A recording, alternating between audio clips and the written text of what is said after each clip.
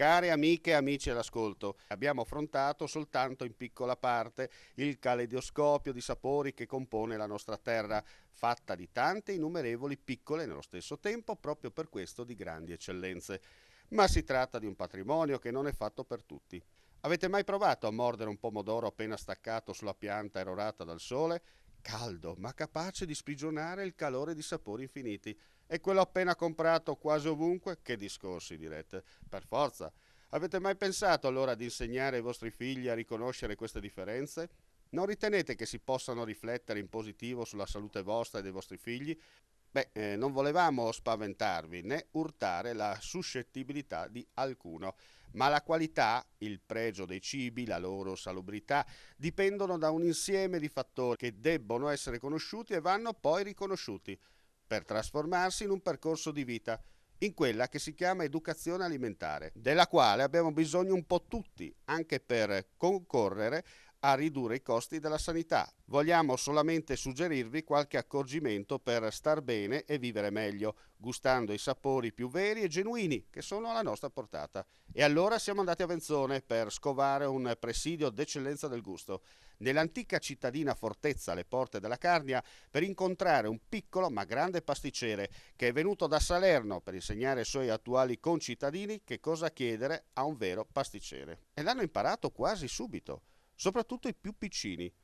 In poco più di un anno Vincenzo è diventato riferimento per i gourmet austriaci che in auto o nelle escursioni in bicicletta scendono dalla Val Canale e arrivano alle porte della pianura friulana.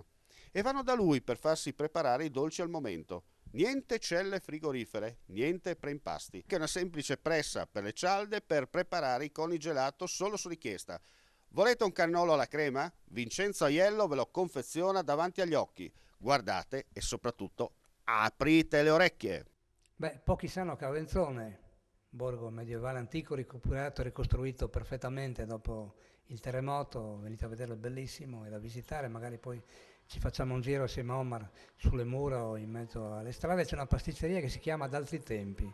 Vincenzo non è friulano, arriva dalla campagna, però è arrivato qui proprio per insegnare alla gente a degustare, assaggiare i prodotti della sua pasticceria, della sua gelateria, come vanno fatti, che è il modo più, non è più difficile, è il modo più ovvio di farli. Vincenzo, cosa raccontiamo ai nostri telespettatori? I miei prodotti sono naturali al 100%, sono sempre alla ricerca di prodotti a chilometri zero. Le uova le prendiamo direttamente a Buia, c'è un ragazzo che ha 10.000 galline, quindi sono fresche tutti i giorni, e in più le materie prime, il burro e altre robe sono sempre a chilometri zero e arrivano sempre dalla regione del Friuli.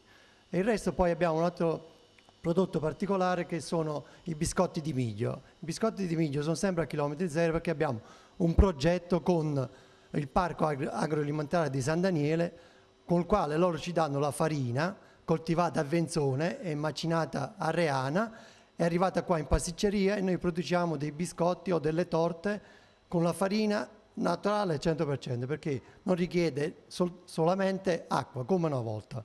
Allora stiamo cercando di trovare anche altri prodotti di qualità, sempre del nostro territorio, per far contento sempre a tutti i nostri clienti.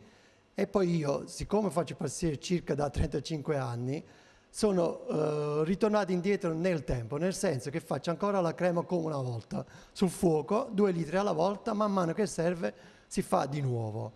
Invece, quando riguarda anche il gelato siamo riusciti a trovare un'azienda di Cuneo che ci fa la pastorizzata, ci arriva direttamente qua già il latte pastorizzato, il latte di una volta, con le mucche che vanno direttamente a pascolo e mangiano solo erba e prodotti di qualità. Siete stupefatti da tutto questo, non ve l'aspettavate che proprio a Venzone potesse succedere ancora tutto questo come in altri tempi.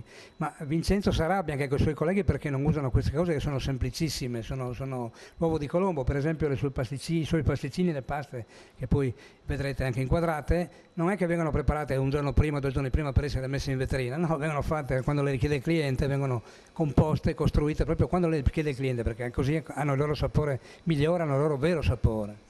Sì, abbiamo fatto all'inizio un po' fatica a far capire alle persone, ai nostri clienti, che il prodotto va fatto al momento. Infatti abbiamo fatto la scelta di avere una vetrina piccolissima, di mettere quei pochi prodotti dentro, però il resto che servono ai clienti li facciamo contenti, li facciamo al momento. Qualcuno all'inizio è rimasto un po' scettico, nel senso di devo aspettare tanto, invece no, bastano 5 minuti e il tuo vassoio di paste fresche è pronto. Io sono passato qua un paio di settimane prima di Pasqua e ho scoperto che i clienti austriaci, i turisti, gli enotturisti che scendono giù dall'Austria per venire a visitare le nostre terre, che ormai si stanno amplificando, anche perché pare che a Grado abbia molto successo la stagione, abbia avuto molto successo anche la stagione turistica invernale, grazie a loro, conoscono già Vincenzo, perché vengono qua, si ordinano le colombe pasquali, se le fanno spedire via posta fino in Austria, è vero? Sì, abbiamo mandato fino in Austria, anche in Germania, anche in Francia abbiamo mandato i nostri prodotti. Infatti tanti clienti che sono turisti li portano dappertutto, anche clienti, qualcuno è andato anche un po' più lontano, in Olanda e altre parti. Quindi noi siamo contenti del nostro lavoro, stiamo cercando sempre di fare il nostro meglio, far capire anche alle persone che il prodotto di qualità prima o poi verrà premiato, un po' alla volta, e in sé per sé noi siamo in due, siamo a carattere familiare, lavoriamo per due e quando i prodotti sono finiti cerchiamo di fare al più presto per far contenti i nostri clienti. Però loro sono già contentissimi, peccato che è una piccola realtà, perché giustamente qui a Venzone è una piccola realtà, gli abitanti in centro sono circa 600, quindi ce ne vorrebbero molto di più, però non siamo contenti uguali, riusciamo a starci dentro, quindi il resto va da sé. Avete capito che questo non è uno spot pubblicitario, per nulla, non lo vuole essere solamente un richiamo a chi può fare le cose in modo genuino, a farle in modo sano, a farle come vanno fatte, perché tutto sommato questo aiuta anche a prolungare la vita, no? Oltre a prolungare il gusto e il sapore. Sì, noi usiamo tutte materie prime di qualità, anche se pensando che tante persone, anche tanti pasticceri, pensano che noi magari spendiamo anche di più usando i prodotti di qualità, però invece no, è al contrario. Perché in altre pasticcerie, in altre robe, usano dei preparati, quindi sembra anche più semplice di fare una torta, no? Con un preparato aggiungi solo acqua, uova e zucchero e è pronto il dolce, invece noi no. Partiamo dalla farina ad arrivare al burro ed arrivare allo zucchero, con le uova fresche, tutto il resto non fa per noi, usiamo solo prodotti di qualità. E poi, siccome facciamo prodotti freschi, non mettiamo conservanti, non mettiamo niente. Noi assicuriamo il nostro prodotto massimo una durata di 5 giorni. Il resto non garantiamo più, perché il nostro prodotto non ci sono né come lo dico, conservanti, coloranti, perché abbiamo fatto la scelta di non usare né conservanti né coloranti nella nostra pasticceria, perché abbiamo capito che fanno male, anzi malissimo, specialmente ai bambini, no? E allora, leggendo su alcuni ingredienti che una volta abbiamo comprato, abbiamo notato che ci sono scritte delle robe e allora siamo tirati indietro a dire no, nella nostra pasticceria non entreranno mai più questi generi di prodotti.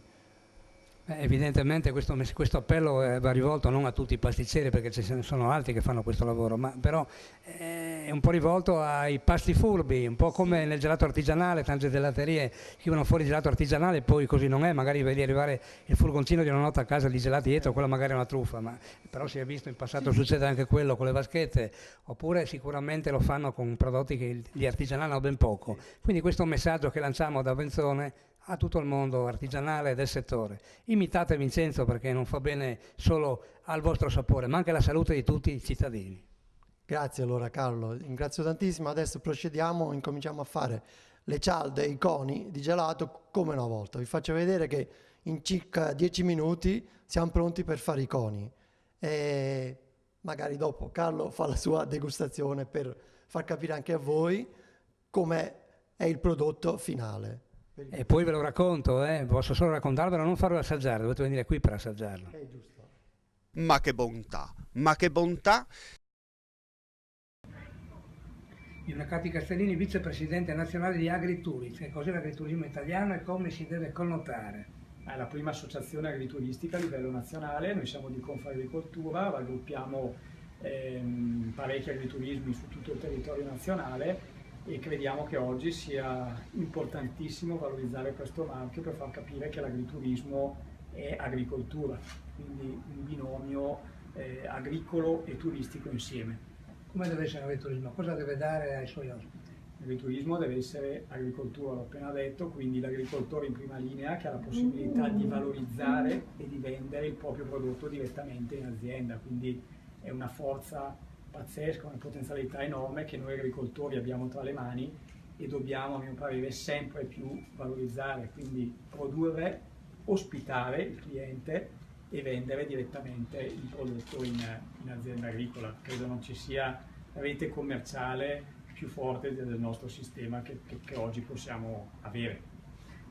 Piscina, un bel alloggio, un buon mangiare, un bel ambiente, una camminata nei boschi. Come è nata questa idea e come è nata questa azienda storica della zona di trasformare la sua realtà e la sua identità e radicarla veramente? Noi siamo nati negli anni 90 proprio perché alla base avevamo il vino, quindi l'azienda agricola, e abbiamo pensato che per stare sul mercato e per poter competere in Franciacorta era fondamentale l'accoglienza, quindi l'accoglienza in agricoltura e agriturismo, e quindi da lì siamo partiti a ristrutturare le nostre, che per fortuna i nonni ci hanno lasciato, le nostre cascine agricole per fare l'accoglienza. Quindi è partito il progetto agrituristico, quindi con percorsi ciclabili, passeggiate nei vigneti, degustazioni e accoglienza. E da lì, dopo 20 anni, l'anno prossimo facciamo i 20 anni, siamo contentissimi, tutta la famiglia in azienda, anche i 3 figli iniziano, quindi la nuova generazione, e siamo convinti che appunto l'agriturismo, che tra l'altro esiste solo in Italia, quindi l'Italia ha questa grossa fortuna, sia davvero uno strumento fondamentale per l'agricoltura italiana. Quindi un messaggio per le aziende vitivinicole che hanno realtà simili sul territorio, non solo in Franciacorta, ma un po' in tutta Italia, che nel Friuli Venezia Giulia, nel Veneto Orientale. Quale possiamo dare? Cosa devono fare questi agricoltori per crescere nel valore aggiunto? Secondo me, esatto, un valore aggiunto è un plus valore che noi abbiamo, e quindi cercare di entrare sempre più in contatto col consumatore finale. Noi dobbiamo spiegare, far conoscere, informare il cliente di quello che sta dietro una bottiglia di vino, quindi fare una passeggiata in vigne, spiegare al cliente che dietro una bottiglia non c'è solo l'etichetta e il confezionamento, ma c'è tutto un lavoro che dura un anno, per noi è fondamentale. E sia per gli italiani che per gli stranieri, far conoscere i nostri vigneti, le nostre colline è importantissimo. E qui subentra il ruolo della stampa agricola, che deve far conoscere tutti questi passaggi e avvicinare a un uso consapevole tutti i consumatori, i clienti, gli utenti e i degustatori d'Italia e di tutto il mondo. Grazie. Funziona sempre il basiliano. Il basiliano funziona alla grande e l'ho dedicato ovviamente a quei grandi monaci che hanno fatto parte per secoli della realtà della ex Magna Grecia, di cui la Puglia faceva parte, e hanno fatto i migliori impianti di uliveti e vigneti quando loro, cacciati dai bizantini, si trasferirono in Puglia, e la loro presenza è stata importante per tutta una serie di fatti importanti, l'olio, il vino, come lo facevano i basiliani non lo faceva nessuno. Poi sono stati praticamente fatti fuori dai benedettini e non so cosa sia successo dopo. Quindi ho preso spunto da tutti coloro che hanno lasciato una goccia o molte gocce di sudore sul terreno della Puglia, ed ho dedicato a loro una goccia di sudore diventato vino. Il mondo rurale e l'agricoltura per te hanno avuto molta importanza anche nella tua carriera musicale. Ci sono nato in quel campo, nessuno mai riuscirà a portarmi via per nessuna ragione al mondo da quel mondo lì. Io ricordo agli inizi, quando cominciai a fare il vino, tutti mi guardavano in maniera strana, come se fossi l'uomo che, siccome ho avuto successo, mi si dà da fare per fare il vino. No, io sono nato prima, sono stato un contadino che cantava, poi sono stato un cantante che aiuta il contadino, però sempre con anelli della stessa catena. Adesso che altri vigneti hai fatto delle cose nuove? No, mi sono fermato, ne sto studiando 2, ma ne parliamo soltanto così. Ne sto studiando altri 2, udite e vedremo quello che succede. Grandi vigni rossi anche questi? Questi sono un rosato e un bianco. Ah, un rosato e un bianco. Ma sono... Ancora l'altro giorno ho trovato con alcuni miei amici, non vedo l'ora di metterlo in commercio, ma è una novità, è una novità. Grande. È sempre ricerca, no? Anche il vino è ricerca. La tua voce ha ingentilito e fatto conoscere anche la Puglia un po' di più nel mondo. Noi abbiamo Sì. un progetto che ha cambiato un po' la bassa friulana per dare più solarità, che si chiama Riviera Friulana. Mi sembra un'idea intelligente, bassa, io quando sento parlare di bassa è quasi dispregiativo, non che i bassi siano dispregiativi, ci sono certe voci da basso sono straordinarie, sono certi bassi che conosco io, che sono bassi di statura ma altissimi di voce, a quelli mi ci metto anch'io, ma non per difendere la categoria. Devo dire che bassa in questo caso mi sembra un po' riduttivo. Riviera friulana invece è più musicale, più realistico, è più gentile, il termine più gentile nei confronti di una terra che ne ha viste di cotte e di crude. Una terra che ha visto di cose di che però conosce abbastanza bene, che abbiamo appunto fatto un gemellaggio con Basigliano che è un comune di questa realtà. Sì, tu hai una terra che si chiama Riviera Friulana, che musica delle tue dedicheresti? Bella domanda questa qua. Bella domanda, ma sì, felicità ci sta bene. Grande. Felicità ci sta bene. Dei tuoi progetti, oltre a quelli nuovi televisivi, cosa hai in cantiere? Dunque c'è questo programma nuovo che l'anno scorso lo facevo con la signora Cristina Parodi, quest'anno c'è Paola Perego, adesso vediamo perché stiamo definendo alcune cose, se me le lasciano definire come è giusto che sia, anche un po' la mia maniera, va bene, altrimenti salto perché grazie a Dio di lavoro ce n'è tanto, ma proprio tanto. È un progetto che hai pensato tu perché sei molto legato agli aspetti umani anche delle persone. Non l'ho pensato io quel programma, me l'hanno fatto vedere e mi piaceva proprio l'idea che tutto è lì al momento, non c'è preparazione, tutto succede sotto gli occhi di chi ci sta guardando, ma di chi sta vivendo quel momento. Neanch'io, io le storie che vado a trattare non le conosco. E gli all'ultimo momento ti danno questa è la fotografia e quando dici a quel signore, sai, tu la stai cercando da 30 anni, 40 anni, noi abbiamo già la fotografia, persone che si sono cercate per mare e per monti, perché avevo scoperto una cosa che mi ha lasciato un po' di ghiaccio. Quando danno in adozione dei figli, si devono perdere le tracce. Giuro, io la trovo disumana questa cosa, ma la trovo proprio disumana. Però poi per voci che ascoltano, voci chiamiamole di corridoio, oppure voci che arrivano da qualche parte o per un parente che ha detto attenzione che tua mamma per caso o non per caso e là scatta la molla del conoscersi e questa crea emozione e crea soprattutto emozione nella verità.